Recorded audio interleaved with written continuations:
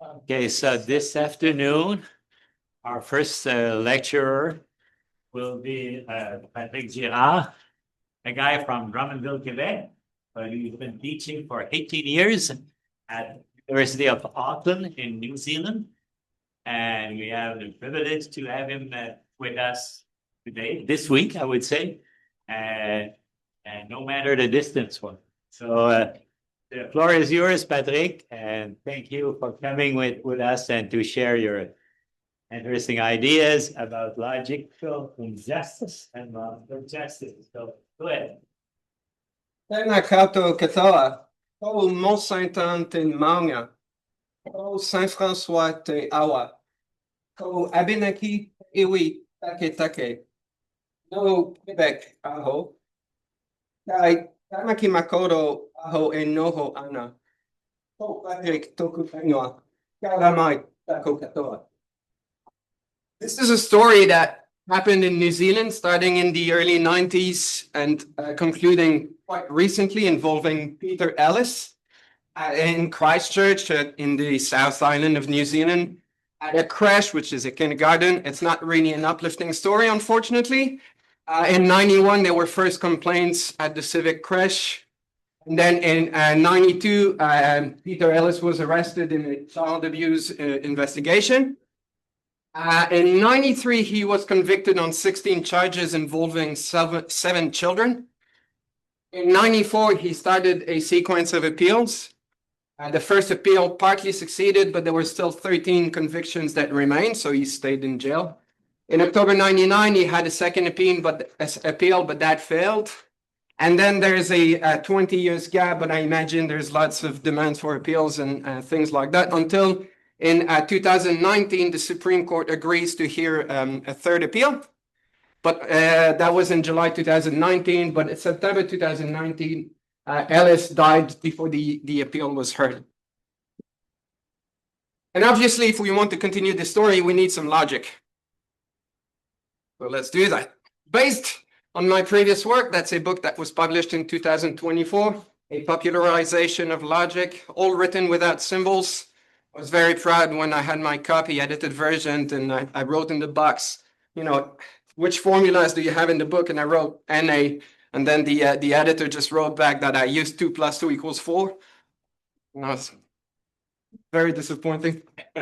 But the essence of the book can be summarized in these 2 slogans. The first one, that logic is the guardian of coherence. And here coherence is not, I don't think is exactly what Paul was talking about yesterday, but I think of coherence is to validity what cogency is to soundness. So typically logicians will talk about arguments. We have premises and a conclusion, and we study the validity. So that means we're investigating whether it's possible for the premises to be true and the conclusion false. And then soundness is when, on top of it, we also investigate the truth or the content of the premises. And when I'm thinking about logical thinking in general, I think that it can apply more generally also to, say, networks of beliefs. So just like when you have massive data information and you want to see the interconnection between the various bits, and it's in that case that I would talk about coherence, but it really is looking at the logical structure of, I'll say, a belief network as opposed to the cogency, which would be to then look at the content of it. And basically, I take logical thinking to be the kind of reasoning you're doing if you're focused on coherence rather than the content. And the second one is that it provides a neutral space of dialectical inquiry, which is a bit of a mouthful, but yes? I can see the screen sharing. We can't see the screen sharing. All right. I'll stop sharing and share again. What am I sharing? Desktop. I think is what I'm sharing.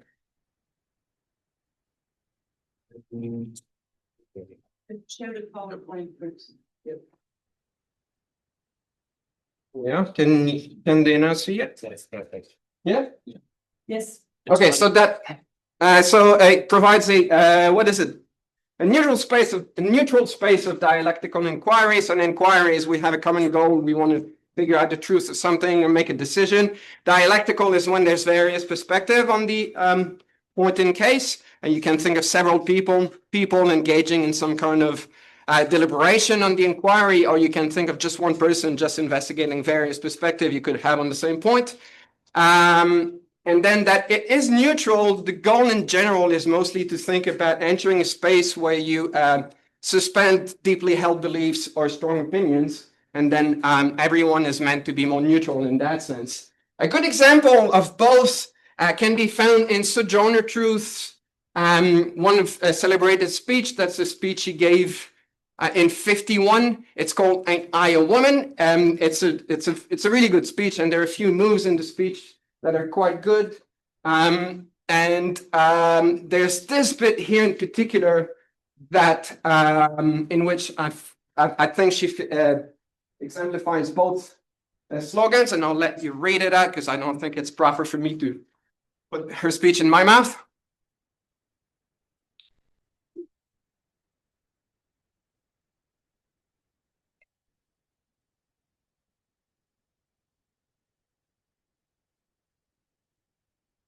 The point here is, obviously, Sojourner believes that men and women have equal minds, and so do we. If you don't, you can fuck off. But that's not a very constructive response, hi Paul. And she gives us a more constructive response, engaging in a logical way by engaging with the coherence of the opposite views. Instead of challenging the content directly and arguing that men and women have equal minds, she tells the opposition that even if you have that belief that's opposed to me, you should still think that it's better to educate women, because you're better having half a mind full than empty anyway. So it's in that way that she's engaging in a logical way, treating the coherence of the opposite view and trying to find common grounds between the two. So that's a very good example of what I think a logical communication can be here. But when I talk about neutrality in inquiry, you can wonder, that there's a sense this is like looks very much fake anyway, but sort of the Jungle Book idea of the water truce. When there's no water, all the animals have a truce, and then you can go at the unique water pond and drink there safely. And it's that sort of idea that I sort of model the idea of the neutrality of the space in that kind of way, that everyone is safe to enter that space, and we don't fight there. We fight outside, but not in that space. But that's a bit naive for various ways. And for one, you take predators it's very safe to go to the pond or not. They're not threatened anyway. I imagine this little animal here is not feeling as safe as the other one. They have to give up a lot more to enter that space. And who cares about the things in the water? We can eat them all, I imagine, right? So neutrality does not necessarily provide equality, let alone equity. And that is a problem that then leads to investigating what it means to have spaces that are more equitable, and we can acquire wisdom from received wisdom from critical theory. Starting with the worst acronym ever, the WSCM equation. What might that be?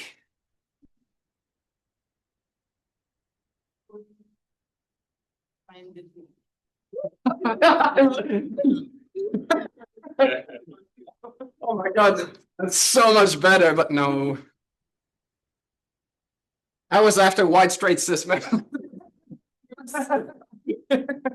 This idea, but I do want to flag it as there's a sense in which critical theory engages with various aspects of what this may mean, but targeting the individuals and pointing the fingers at the white straight cis men is not as informative as reading the equation in a different kind of way, where where critical theory is various disciplines that basically help us understanding the social constructs of being white, if you're in post-colonialism, the social construct of being straight in queer theory, of being cis in trans theory, or being M, whatever that is, in feminism. But that's what I mean by it. There's received wisdom from these various disciplines, and then what does that mean for us in logic, in the practice of logic, in the real world?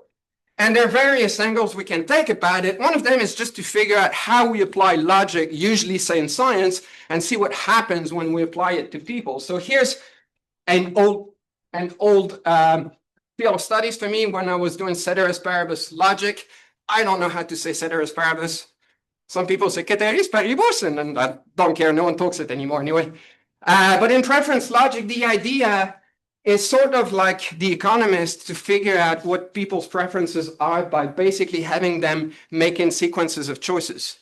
And you could infer that someone prefers the umbrella to their raincoat if it was always the case that they would choose the raincoat over the umbrella. Whenever you give them a choice, they choose the raincoat, then that gives you some kind of evidence that their preference is for the raincoat. The problem with this approach is that you can most always find defeaters. For instance, if you compare a case where it's raining and I have my raincoat, I might prefer a case where it's sunny and I have my umbrella. But now this is a violation of the comparison strictly between the raincoat and the umbrella, because we also let other variables in the background shift. And going ceteris paribus in that way is just to prevent that cross comparison. Control variables and only isolate the comparison between the raincoat and the umbrella. It's all over the place. Avogadro's law in chemistry: at the same temperature and pressure, the volume and number of molecules of gas are proportional.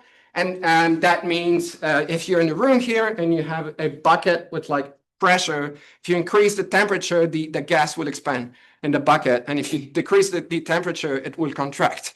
But if you compare this bucket here and then the bucket put on top of Everest, then that will be violated. But again, we're going across and we're letting other variables vary, which we don't want. And the law of demand that was introduced by Marshall and Marshall is one good example. So in ideal markets, and keeping other things equal, the amount demanded increases with a fall in price and diminishes with a rise in price. There's two senses here of controlling variables. One is to fix the background for ideal conditions, because there are cases where the law of demand would get violated. When you get to war, it doesn't matter what the price of water will be, people will need to drink and buy it. So those would be the kinds of examples that violate it, but we control for it by talking about ideal markets, whatever an ideal market is for economists. And then we also not let the other things vary. And then we observe that kind of law. I have an example about Newton, but I don't want to get stuck into it. It's quite lovely. But there's a sense in which then, this is what the phrase ceteris paribus can be used to express, that we know there are exceptions. We might not know all the exceptions that there are. There might be infinitely many, but we can control them with this statement of ceteris paribus, and then just look at the interaction between two variables. And oftentimes in science, we just drop out the ceteris paribus and just talk about generalizations without these qualifiers. I think that might be a bit unfair towards economists. Economists are quite good at always saying ceteris paribus. Not sure why, but it still is the case that this is sort of how it goes. Now, the point, something that we've learned from critical theory, and especially with the rise of intersectionality, is that this kind of approach can go bad if we apply it to social populations. And this is based on the paper by Kimberly Crenshaw, I think in 89, Demarginalizing the Intersection of Race and Sex. And it's a case, I think it's General Motors in the United States. And Black women were trying to argue that they were discriminated against. And one way to analyze the case as to whether there's discrimination in the industry is to first fix you only compare women to men in general, and you keep everything else equal. So in that case, you might realize that on average, women are about equal to men. And then you can do a separate thing where you keep the sex constants and you vary the race. And you might again realize that the population of white people and the population of Black people are roughly equal on average. And then you might conclude that because of that, there is no discrimination. But the isolation, what it leaves out is that the two Black women are severely mispaid or mistreated with respect to the rest, right? So that's a case where if we isolate variables and we take the aggregate, we just get the wrong results. And it has a further consequence of further marginalizing people that are at the intersection of various axes of oppression. So that's one way in which we need to be careful in how we're applying logic when we start studying population. But what I'm after is to talk a bit more generally in other ways that logic can lead to some kind of social injustice or social oppression. Here we're thinking of oppression in a rather thick sense, where it's more than the oppression from like classes that is based on means of production, so economical power. It's a richer sense when we're talking about using expensive skills and being able to contribute to your community or your society. So if you have knowledge or expertise or skills that are relevant that you'd like to contribute, but you're sort of blocked from expressing those skills. And a good case is to start with Miranda Fricker in the literature on epistemic injustice. And in the original book, I can't remember the date, 2010-ish? 2009 about, right? Something like that. So there's two senses that she describes. Epistemic injustice is to wrong someone in their capacity as a knower. And the driving example is that of testimonial injustice. And an example is fairly simple. It's in the 20th century, especially in the early 20th century in America, Black people were not allowed to testify in court. So a Black person might know what happened, so they had the knowledge, they could contribute it to their society, but they're just not allowed to testify. And oftentimes white people will come and oppose the Black's testimony, and then people would believe the white even though they're wrong and even though the Black person knows it. So that's a kind of injustice, and it's based on being affiliated to a group that is marginalized and thereby gaining a credibility deficit. And but when it pertains to knowledge, to producing knowledge, that's when it becomes a kind of injustice that is epistemic. Hermeneutical injustice would be to wrong someone in their capacity as an understander. By that I mean something like understanding the world you live in, understanding who you are, what kind of world you live in, understanding, making sense of your life, kind of thing. So, making sense, understanding, it's this hermeneutical practice. The kind of example that Fricker gave was about the rise of the concept of sexual harassment, that in the 60s and 70s, women in the workforce or in the academia were badly treated, but there was no recognition of that treatment, and that's how they'd get responses such as, "Oh, she can't take a joke," or something like that. It's all fun and games. There's nothing serious happening. But there are cases like of a grad student that had complained against the graduate advisor, and then they had to leave the school, and a whole bunch of horrible cases. And there was a point where women ended up in a talking group, I believe in the 70s, and then they started sharing experiences to realize that I'm not the only one that is living this experience. There's other women living the same kind of experiences, and they start sharing. And eventually they come up with the concept of sexual harassment. And there's a eureka moment that they describe, where now that you have the concept, you have something that's available, that's conceptually available, that is there to make sense of your experience, share it with others, communicate it, and over time we start having procedures in institution to try and prevent it, et cetera, to relative success. But that would be the kind of deal. So that's the kind of literature that we want to enter by consider how logic can partake in these kinds of injustices. And Francie Mangraviti wrote a paper in which she talks, I forget the pronouns, I'm sorry, so I might go with they, them, hoping not to get it wrong. They talk about how logic can contribute to epistemic injustice. So that's when the epistemic resources involved have logical aspects associated with the group to which the harmed agent belongs or gets connected with, and the association plays a role in the injustice. So the kind of examples that she offers is when a population or group's logical ability is unrecognized, dismissed, devalued, or denied, such as traditionally been the case for women or people of color. We can think of the rejection of classical logic, and I'll give you an example of that, of non-classical logic. No one, I mean, I'm the only one who rejects classical logic. I believe in this strongly anyway. And so we're talking about so. The rejection of non-classical logic. She talks about an echo of Plumwood's criticism of classical logic and Boolean negation.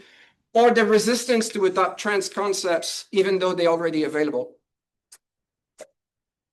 And what matters is there's an epistemic impression, but where logic as such is salient and is what's driving the injustice happening in the epistemic case. I want to take it one step further and talk about logical injustice proper, where now the way I want to define it is to wrong someone in their capacity as a reasoner.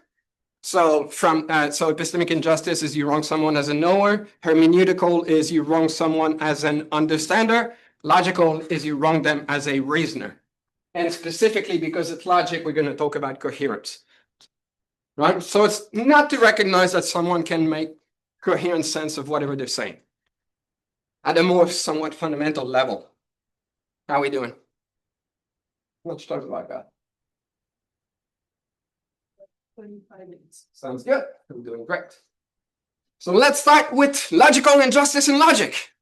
Why not? So there's a historical case. I'd like to give a whole talk about it, but I'll give you the snippet version. It's called the Frog and Mouse Battle. And what it is Albert Einstein in his file cabinet had a folder, and it was full of letters that were written by Einstein, by David Hilbert and Leo Brouwer, as well as other people involved in the controversy. And he called it, I won't say it, but that's the German version of the Frog and Mouse Battle. The Frog and Mouse Battle is a parody of the Iliad. We don't know who the author is. Like Wikipedia says it could be Homer, but doesn't matter too much. What matters is basically mimicking the Iliad, but with frogs and mouse. So there's a frog and a mouse, they're on the side of a lake, and they get in a little dispute, and then they start navigating, and they get in the middle of the lake, and they start fighting, and then the gods get involved, and it takes epic proportion. And the idea of this parody is to talk about trivial disputes that take on an epic proportion. And the trivial disputes here were surrounding what Brouwer called weak counterexamples to classical logic. So Leo Brouwer was the first constructive mathematicians, I believe so. He was, I would say, constructive mathematicians. He was the intuitionist, and then it becomes. Yeah, and turn the constructivist with. Did I get it wrong? Constructivist with Kreisel, for example. Yeah. Okay. So intuitionist. Intuitionist with Brouwer. Sounds good. And he was challenging uses of logical principles in mathematical proofs, such as the excluded middle. The excluded middle is the assumption that everything is true or false. And if you use that in the context of proofs, you can end up proving the existence of things without knowing what it is that you prove the existence of. And he thought, it's not a counterexample in the sense that it shows something is wrong, but it's a counterexample. It's a weak counterexample in the sense that it shows that there may be there's something unsavory about the methods of proof that leads in mathematics. But then when mathematics is so complex and these methods of proofs are used all over the place, it makes the whole thing being somewhat shaky. And he wanted just basically a stronger notion of proof in which if you have a claim of existence, you can produce that object.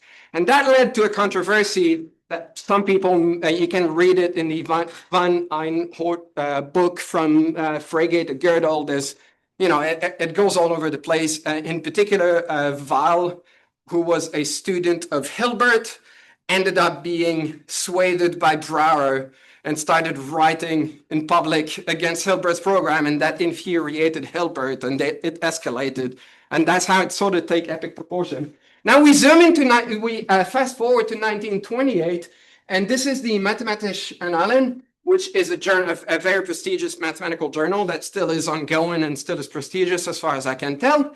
At the time in 1928, the main editors were David Hilbert, Einstein, Blumenthal, and Cara-Theodori. And so they were the main editors, and Brouwer was amongst the associate editors. He was an associate editor specialized in topology because his claim of fame, even though in mathematics, is for the fixed point theorem, which, if I'm right, means if you have a map of Montreal in your hand and you have Montreal, there has to be at least one point on the map that corresponds to a point in Montreal. I hope I'm right, but anyway, so that's a very classical kind of results, and it was very important, very, very influential, and that's how he gained a spot around the table, and he was in charge of topological papers. But Hilbert was getting sick. He was afraid of seeing the young star rising, and there was a threat. There was some political, I mean, it was a whole saga.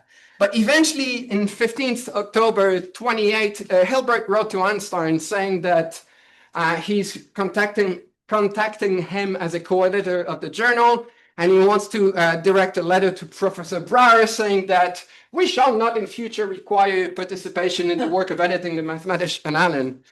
And thank you. Gets that. That's 15th of October. Einstein replies on the 19th of October, Mr. Brouwer is an involuntary supporter of Lombroso's theory of the close connection between genius and insanity. I consider him to be a psychopath. And I wonder what that means. Like, I don't know if anyone knows. I've given that talk a few times now. I wonder if the word psychopath has shifted over time. Like, Maybe it meant genius. I mean, I think he meant psychopath. He's a weird man. He's a dysfunctional intellectual, like there is everywhere in university. I mean, Trump uses that expression. who?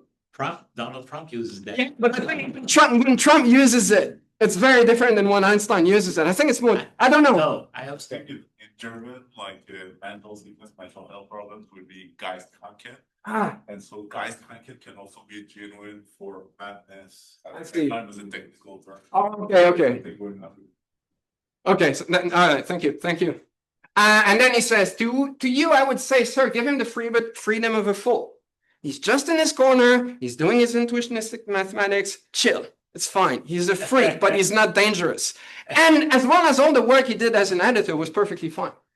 I myself cannot sign the letter. Hilbert tried to get more signatures. He didn't get enough signatures. And yet, on the 25th of October, he wrote to Brouwer saying, given the incompatibility of our views on fundamental matters, and that's the key. That's the key. He asked the members of the board. That's true. He asked them. He didn't get enough vote. He still decided to forego your cooperation in the editing of the Annalen and delete your name from the title page. Thank you, respectfully, you're out. And so again, I think it's key here to this sentence, given the incompatibility of our views on fundamental matters, and the fundamental matters in place here is the law of excluded middle and similar logical principles. And he's saying, because of your view on that, you're out. And that's, a journal is a space of inquiry that's shared by people, and it's just being expelled by an abuse of power here. And the following year, that's the editorial board. Everyone's gone. Hilbert's on his own, and he's got only Blumenthal stayed. I'm not too sure why, but doesn't matter too much. But everyone left, and that's how it ended. And that was the end of Brouwer's career. It stopped. I think he had a major mental breakdown, and he just didn't get back to it. Like, there's notes of things that he tried to do afterward, but never published anything. And I think he died in the 50s or something. So that it really was like a major block in his career. The official version is depression. Depression. Yeah. I don't know if that led to it, but I'm sure that was part of it, because that was The big. official version is deep depression. Deep depression. So I don't know if that was the trigger, but But yeah. I mean, who knows? Depressions are so complex anyway. Yeah. Logical injustice in philosophy, just to generalize a little. So now we step out of logic, and philosophy would be our good old friend Klein, who died in 2000, and who talked about pair-consistent logicians. Pair-consistent logicians being the weird ones that accept that inconsistency might not trivialize. So you can end up facing contradictions and not, trivialize and conclude that everything is true. And he calls them the deviant logicians, and that's their predicament, that when they try to deny the doctrine, they only change the subject. So they try to engage with coherence, but really they're no longer doing logic anymore. They're just doing something else. So that would be a wholesale rejection, where I would think that's the case of logical injustice in philosophy. How about in the world? So here's a case in New Zealand. Anne Salmon is an anthropologist in New Zealand. She wrote a book called Tears of Rangi. That's the story of the encounter between the Europeans and the Maori people in New Zealand, as told from the received knowledge of the Maori people. And in particular, so there's a lot of encounters, and then the Maori king ends up in the UK, and then there's, there's religious people coming in and talking, and then these encounters between the various worldviews and stuff. At some point, she has this quote here.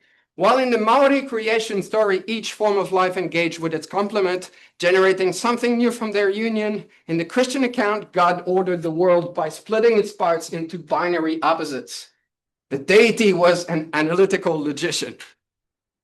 So when I first read it, I said, what the fuck? And then a lot of this project is to unpack what that may mean.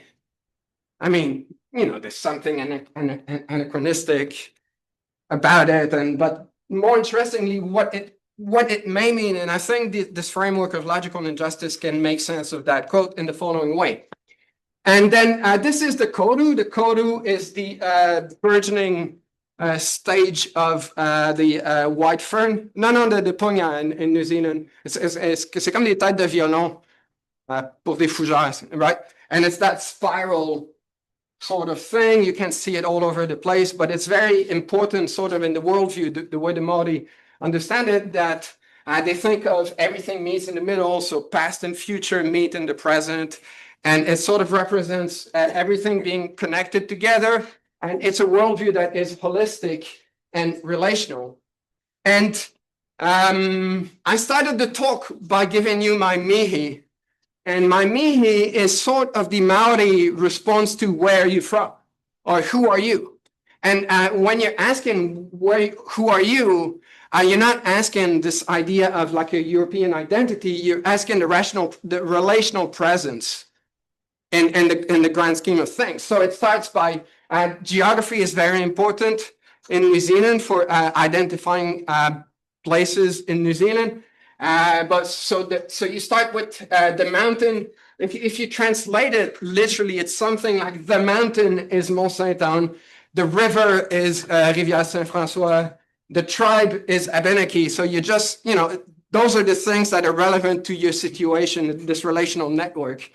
And then when I worked it out, it was with Maori colleagues, and then that basically says Quebec is where I'm from. Tamaki Makaurau is Auckland, that's where I live, and the name is Patrick.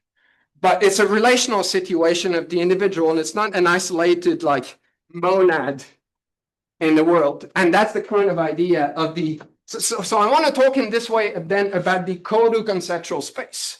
A koru conceptual space is where it's a holistic and relational idea of the language.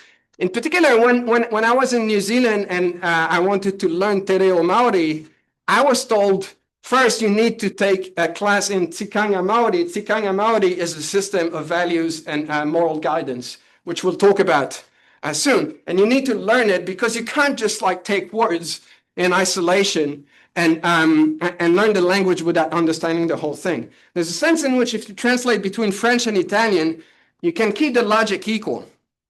And you can go word by word. You do transliteration and a bit of adaptation the way we do it, but the logic always stays equal. The point I want to make about logical injustice then is to say that if you think of a conceptual space that is more European, you end up with something like a Cartesian conceptual space, where the concepts are fully independent and they're fully isolated from the opposites. There's no overlap between concepts and the opposites, and you can isolate a cell and study it on its own and things like that. And the logical injustice then would happen where that grid is slicing the koru. And what it leads to is some kind of fundamental block to the coherence making of the worldview, is how I would understand it. So when Simon says that the Christian deity is an analytical logician, the way I want to understand it via the lens of logical injustice then is that it's to impose a Cartesian conceptual space regulated by classical logic when encountering a worldview that doesn't suit the logical expectations of that space. Okay? How we doing? Ah, perfect. Let's take a break. We got them. All good? All with me, mostly? Good. Mostly. All right, so logical justice, coming back to the case of Peter Ellis. So we leave it here when Peter Ellis died. And in standard common law and in standard European court proceedings, when you die, that's the end of it. Right? It stops there. But death in the Maori world does not mean exactly the same kind of thing, because the individual doesn't start with birth and stop at death, and is not bounded by, say, like a boundary, the skin boundary or anything like that, because it's all part of everything. And in particular, that this case, the sequence of events that happened there, create a sort of disbalance in the relational network that still needs rectification, and that's sort of what happened. And then what happened is there was a case on, it's called a tikanga hearing. Tikanga, as I said, tikanga is the practice of values and moral guidance in the Maori world. And there was a case, what the lawyers ended up defending is that in tikanga Maori, there's a state that still needs to be resolved beyond the death of Ellis. And that tikanga Maori should then be accepted in the common law, and it has the same kind of power, because that's the common law, as in it's the law that regulates the people as they've been there. And also that New Zealand, the founding document of New Zealand is an agreement between the Maori to let the British people come in. All right, so it's just not an invasion. I mean, it's not all rosy and all, but there is a sense in which the document preserves Maori values, Maori worlds of living. And it's in that sense that it's because of that lawyers can come in court and make a case for tikanga Maori. And I'm not going to translate all the words, because again, we can't just translate the words in isolation, but I'll still try to make sense of it. So the essence of the submission is that tikanga Maori, as standing as part of the state legal system, and can inform the development of legal principle in Aotearoa, that's New Zealand, the land of the long white cloud. In accordance with tikanga, everyone, Maori and Pakeha is white people, including Mr. Ellis and his whānau, has mana. Whānau is something like an extended family. Mana is something like reputation or prestige or respect. And then that everyone, so that means Mr. Ellis, his whānau, has mana. And then mana and the importance of seeking to restore and uphold mana is something that transcends death. That means if there's a problem with mana, that goes beyond the death of the individual, because it also impacts the whānau. Hara or a wrong is before the court today. A hara is a special case where there's something wrong happening, and that needs to be resolved so that we can get a state of ea, of finality. So it's that kind. So what they're saying is, look, Mr. Ellis died, but the whānau has the whānau's mana has been breached, and we need to do something about it, and we need to keep on going to reach a state of AI. So in the hearing, then in that hearing, then I just read the transcripts, and this is somewhat paraphrased a little, but that's the transcript of the court discussion happening. I mean, it's the last place I thought I would find logical justice in the court here, in the European court hearing, Judge Williams says, Utu in general community perception is revenge, and mana in general community perception is status or reputation. And it can be those things, but they're both much, much bigger than that. And the danger is you get a judge who has no instinct about these things, simply superimposing European logic, understanding of a much bigger idea, right? So the danger is that judge could be logically unjust once we start introducing these concepts from tikanga Maori. Utu, there's a movie called Utu with, I think, Kiefer Sutherland.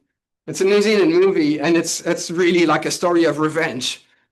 And it's true that Utu can mean that, but William says it really well. It's a whole lot more than that. It's just, and that's the problem. I wanted to say that as well. My Mihi is sort of is the answer to who you are, and who you are is expressed as the whakapapa. And whakapapa sometimes is translated as a genealogy, and in Europeans' mind, just basically end up meaning a bloodline. And that's way, way impoverished compared to what it really is in the worldview as it is expressed. Another judge starts seeking coherence, because fine, if we incorporate Tsikanga Maori in common law, will there be a tsunami of cases that will be reopened? Because everyone that died during their cases, all of a sudden, we need to reopen the cases and conclude them. That would be bad. And that's a fair question to ask. And the answer to that was something like, no, because it's not always the case that there's a state of hara that needs to be corrected. So it's a case-by-case kind of thing. There may be a couple, but that doesn't mean that all of a sudden we need to reopen all the cases. There's also problems where you have two standards, and which one do you pick in which situation can be complex. So, and those are fair questions to ask. So you start asking these questions, you see what it means to incorporate these systems of values in the common law, and you keep on going. And then we reach later in the discussion, Judge Winkleman says, Tsikanga is not just a bunch of random concepts we might pull out and weigh up there and here and there. It's actually a framework. I hear logical framework here. Yes. That's Mr. Mahuika. The concept of ea is another way of just saying the interests of justice. They are interchangeable notions. Judge Williams, ea is the Maori conception of justice, where what's at issue is a hara, where you have a wrongdoing, ea is your justice. Yes, right, and it's that kind of idea. Yes, I'm pretty much that's perfect. And then there's a few things that exemplify for me logical justice here, in that nowhere here do we need to engage the concepts of hara and mana and ea and all these kind of things. No one says, oh, this is like animalistic sort of vision, and I don't agree that that's not how the world is, and it's against science. There's no debate about the content of the worldview. What there is trying to appreciate how it is that Tsikanga Maori is part of a holistic worldview, how it guides people in resolutions of conflict. It's appreciating the coherence of the worldview on its own term. And this is sort of what's happening here that I found is very beautiful. So now as the Tsikanga hearing, were accepted, and as a result of that, Tsikanga Maori officially became part of common law in New Zealand. And the case was allowed to proceed, and it concluded in 2022 when first is the application for the continuation to appeal despite the death of the appellant. The appellant is granted, and the convictions of the appellant are quashed. As it ended up, the evidence that was used to incriminate Ellis was just old school, funky, and not good evidence. Like they had little 4-year-old, like, where did he touch you? And stuff like that. I don't know what happened, but in any way, the case was quashed, and it was following that. So if you want a whole story that happens in this new book that's coming out in a couple of weeks called A Logician's Code of Conduct. Kia ora.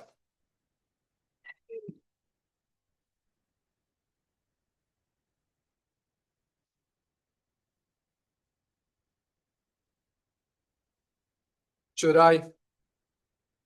You're so eager, you go. I'm also the PhD. That's it. So Let's relieve it. thank you. You're very kind. I wasn't here in the room for Serge's presentation. But I I wanted, apologize. I need teleportation. Nobody's invented it yet. So Not yet. I want to make a link that I tried to make in my question, but I can't write that clearly. I like fuzzy logic. Everybody that knows me, I know, and you use it in a computational approach. Therefore, you are still using classical rules and axioms. My question was, in the real world, we Yeah. think in fuzzy terms, just like when they do polls, as opposed to doing probabilistic. Yeah. Because Pinker showed how we can't even negotiate a base rate. So let's take fuzzy logic, Yeah. just as labeling the world and a world view. This is not constrictive. Yeah. Let's step away from computational models. Let's go to pragmatic, holistic views. And is it not a possible model for this? Well, this, Yes. That was that was what I was thinking about. how would you rephrase it then? Just to get a bit more content on it. No. Give me a few weeks and I'll Well, but just because. No, I mean, if you have similar thoughts, what's the similar thought you have that's with it? well, maybe I'm thinking about Brower against Hilbert. Yeah. I mean, the whole the topic of the excluded middle as I would say a basic principle for justifying dogmatism. I mean, there's something like that in Hilbert, and I would say also in the reaction of Einstein. And I would say that you open your mind to diversity in ways of thinking, in Sure. culture, and ways of reasoning. I would say it starts in the history of logic with the questioning the excluded middle principle. And I would say that the fuzzy logic is a kind of part of the story.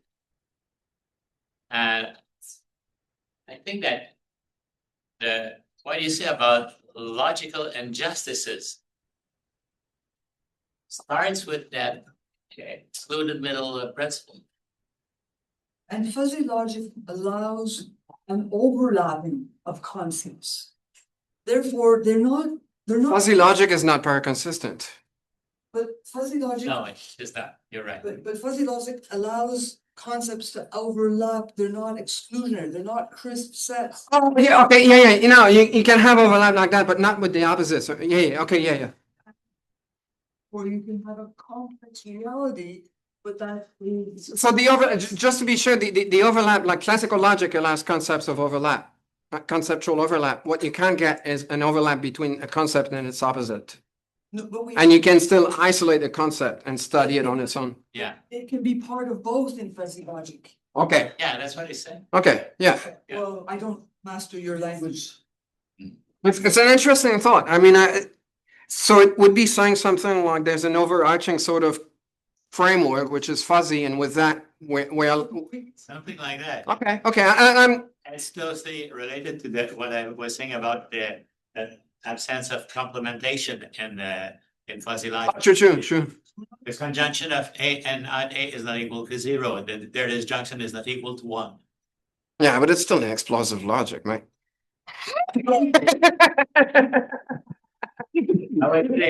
Relativization of opposition. Fair enough. It's something. No, Yeah. it's good. Thanks for the thoughts. Good, awesome. Let me know. No, that's cool. Yeah. I have a question of my own, but following up on what Serge just said, wouldn't it be better for your framework to have modal logic in this world, in different worlds? There exists in this world, number one, culture exists that way, and that is also valid, even though in the actual world we don't see it like that. I don't see how fuzzy logic would. Some kind of metamodal logic. Yes, I would see it as. Well, but you need inflated worlds that have a whole like logical Yeah. structure to them. I mean, there's a thin version of possible worlds. It's just propositions, Yes, basically, but they don't need to come equipped with logic themselves. But you're thinking of also equipping them with logic, and then you compare whole worlds.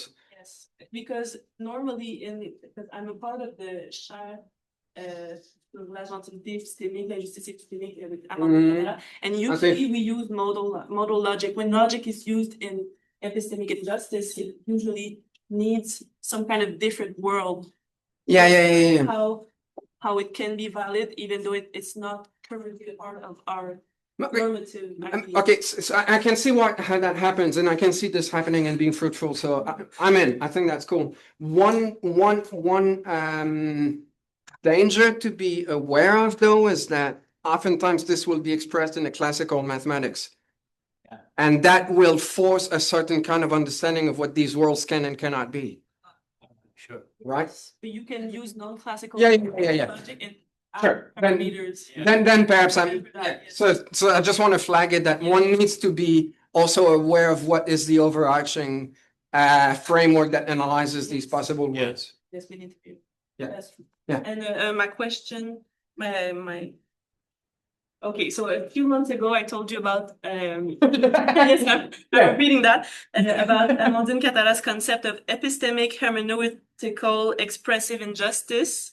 And it basically means to wrong somebody's capacity as a knower, but specifically for the way they think or express themselves or their ideas.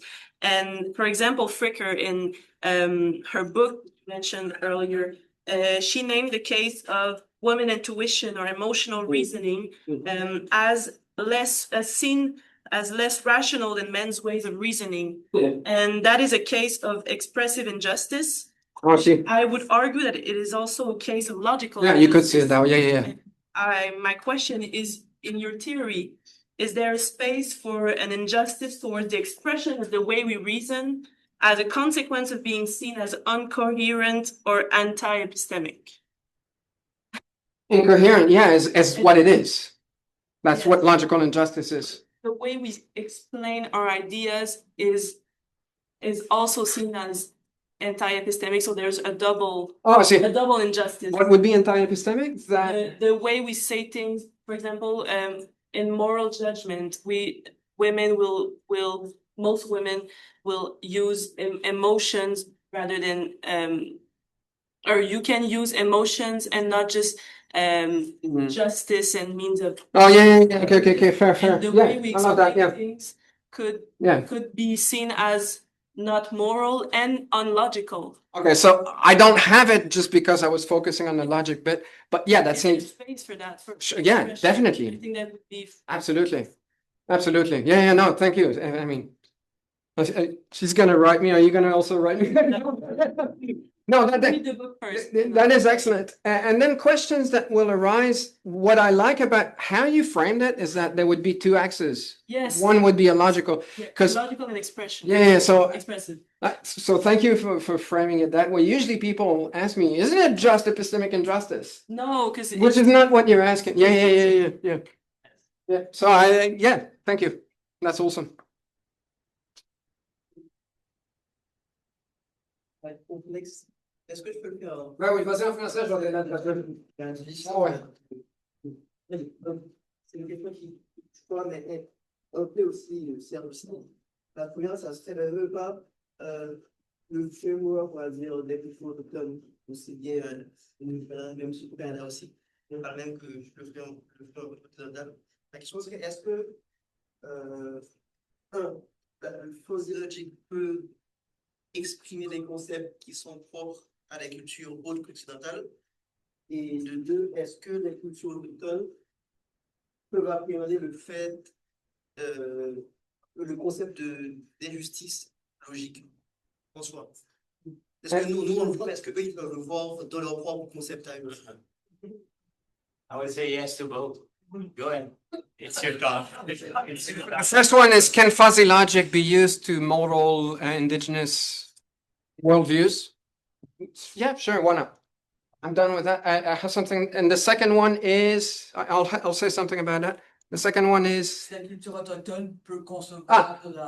de l'injustice logique. are you saying if, Yes. are you saying if injustice can goes Both. both ways? Or are you saying that from their framework, they can also make sense of what logical injustice is? Yeah.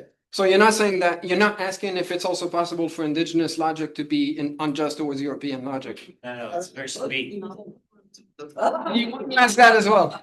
The second one, yes, it could be. There's no direction to it, so I don't know. But what matters though is there has to be that power imbalance that is external to, it's not just saying your logic is bad. Right? If I just say your logic is bad, I'm not necessarily applying logical injustice because I might not be wronging you or thwarting you from contributing to society. So that, we can disagree with that being unjust. So it can't just be that. And because of the power balance between indigenous and European, I would think that it's very unlikely that it would happen as such. It would be more disagreeing. The second one, I'll come back to you, okay? Or do you want to jump in now? At the back? Do you want to jump in now or can I come back to you? Veux-tu parler maintenant ou je te reviens? Je vais finir mon idée puis je te reviens, okay? So, the second one is I want to be so 5 minutes. It's there has been there has been a few papers written in indigenous logic and feminist logic and there's in you know marginalized groups logic kind of thing. And oftentimes the idea is, oh, let's take a non-classical logic. We'll go paraconsistent logic. So there's a paper that was written about indigenous logic that says, oh, paraconsistent logic is the logic that's fit for indigenous logic, which is fair to a certain extent, but can also be methodologically unsound just because oftentimes, like it's when Zach Weber is a dialetist I work a lot with in New Zealand, and as he says, like the blokes we work with are just as conservative and classical as the other ones. Like that is called a non-classical logic because it's a paraconsistent logic. It's not all that non-classical because it's all cashed out in classical mathematics. And our project, so that's somewhat tangential, but our project was to do a non-classical meta theory for non-classical logic. But once you do that, you're wondering more generally in the meta language, what is a proper way of modeling, say, indigenous logic? So I find the move to go say, oh, it's either fuzzy logic or paraconsistent logic or relevant logic or intuitionistic logic. I find to me, those are unsatisfactory in general, just because there still is very much a mathematical logic. That being said, it doesn't mean it still is the case that for the codo-conceptual space, I would invite the creation of a logic that's fit for it, that's written in its own term, and that would come with its own mathematics, etc., etc. And like, I assume it would be the same arithmetic. I think the kind of math that we use, even in physics and quantum mechanics, and even though it's quite complex, it underdetermines what the whole picture is, right? So, does that? Yes. Je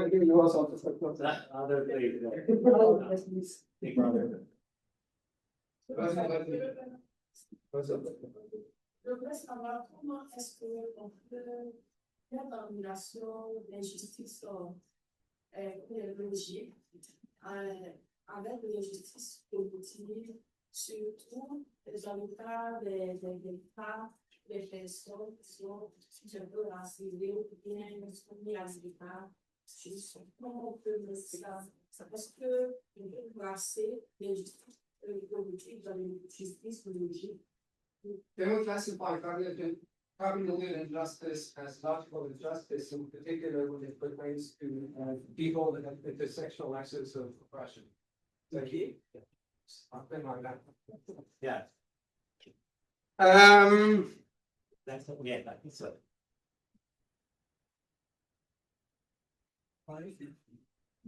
Yeah, why not?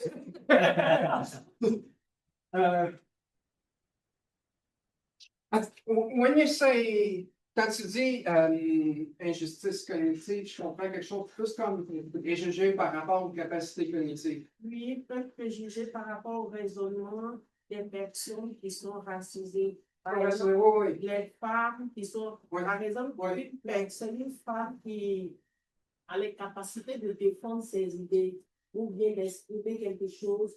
Et on trouve que soit parce que c'est une femme, elle est classée par rapport à ses émotions et on demande à ce qu'elle se justifie dans un terme, la rationalité, c'est plus...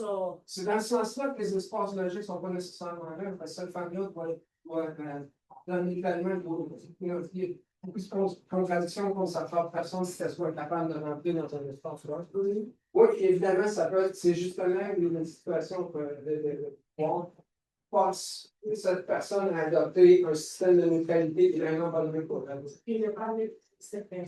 Pour moi, c'est comme ça que je fais, mais je ne veux pas non plus réduire le problème des préjugés ou du racisme Je veux pas dire, c'est juste de toute la logique. Il y a quelque chose qui est nécessaire, même profond dans nos sociétés institutionnellement par rapport au racisme, processus, etc. Mais oui, il y a un aspect qui peut être compris du fond de la logique justice dans le sens de Mais si on le fait dans le cadre du raisonnement en général, je pense que ça peut faire partie. D'accord? Ouais, mais c'est un peu ce que je veux dire, donc oui. Merci. Merci. C'est bon?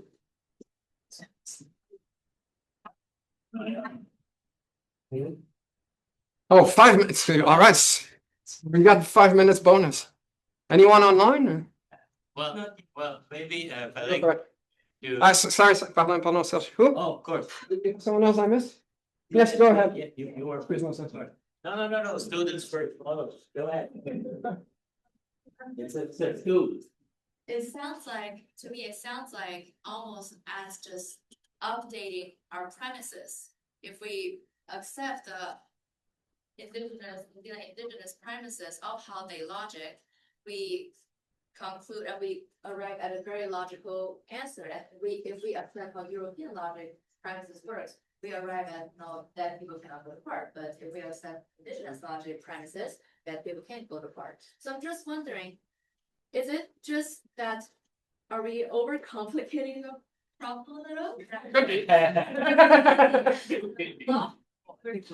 How different can human be from each other? It's just a social and historical, and maybe if one population is at one location for too long, the way we organize reality is different. But in the analogical processes, how different can it be?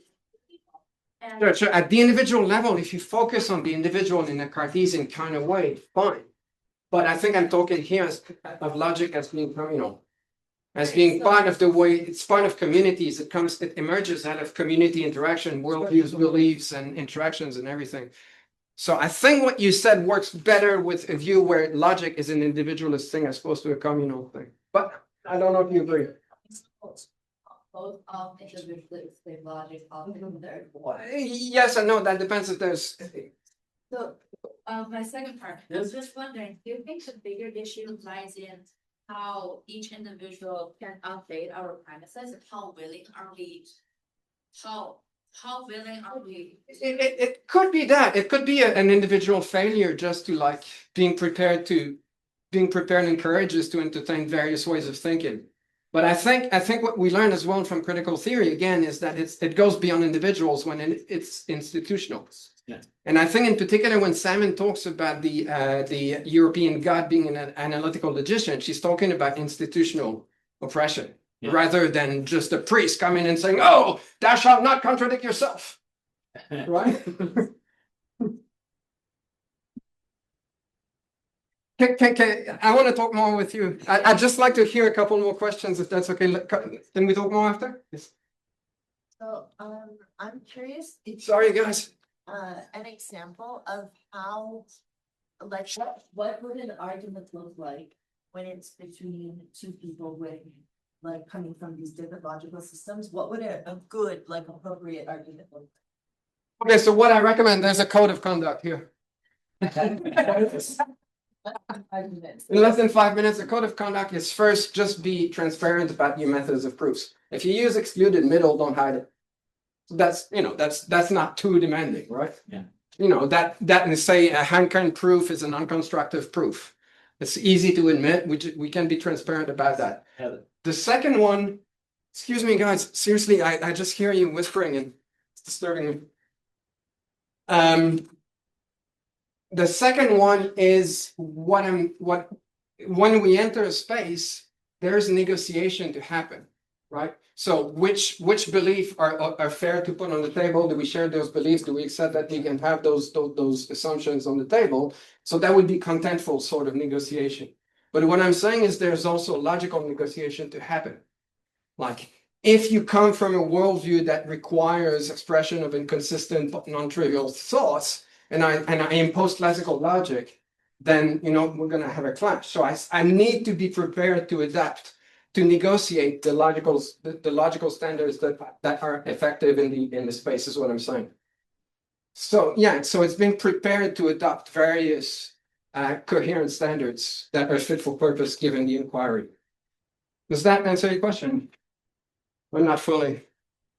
All right. Partly, yes, I'm curious how this intersects. How that would happen? Well, how this boils down in connection with theories of power, right? Because it seems to be that the issue is power imbalance, like fundamentally, like it could be upper class, like it could be any two Yeah. groups of people. But granting is sort of the code of conduct that is nice, like how do you get that to happen in the? Ah, well, I mean, You know, it's like. that's your generation's, more than that's your that. generation's contribution to the advancement of society. I tell you how you do it. But no, it's hard, I don't know, I have the theory, I don't have the implementation just yet, but Okay. this is fair enough. I do appreciate the difficulty in it, and there's always power imbalance will always give so much power that there could be a lot of resistance to these kind of changes. And I'm not too sure what to do about You it. don't have all the. But then, I mean, that's why I was so happy to see it happening in a court case like that, right? For sure. Yeah. We should do. Last question here. Yeah, I had a small question about the ontological presupposition. I was interested in the case of Ellis that's presented, and I found it interesting that even after his death, that he was not considered soul, because there was ontological consideration about like the human side of the soul, because even after his death, there's still something or there. I'll allow you the use of ontological here. It's like a system of. No, you're fine. I just wanted to know because it seems to me like it's not the ontological aspect that is elevated, but it's about caring about another culture in this case. Yeah, exactly. Yeah. So the ontological side is like, Bypassed. yeah. Okay, great. All right, that's thank you. Salmon as an anthropologist, when she opens the book, she talks about ontological relativism, based on a South American author, I forget their name. But the idea is it's so ontologically that because there's this debate in New Zealand, Richard Dawkins keeps coming every 3 years to tell us that Maori worldviews are not scientific and we should teach it in schools and stuff like that, and then he pisses off and goes get angry at someone else somewhere else. So there's that kind of debate, and on the ontological relativism, I'd like to say it's a red herring because it's contextual. And this exactly bypasses. So logical justice is a less committal, safer, more constructive, productive way of engaging with worldviews because we don't need to worry about the ontology as much as the coherence. That's exactly the point that I want to make. So yeah. That would be the contribution of logic in this debate. Let's stop locking horns on fundamental assumptions about the worldviews, and let's just try to appreciate each other's understanding of what it is. Yeah. Fine. Yeah. Get back.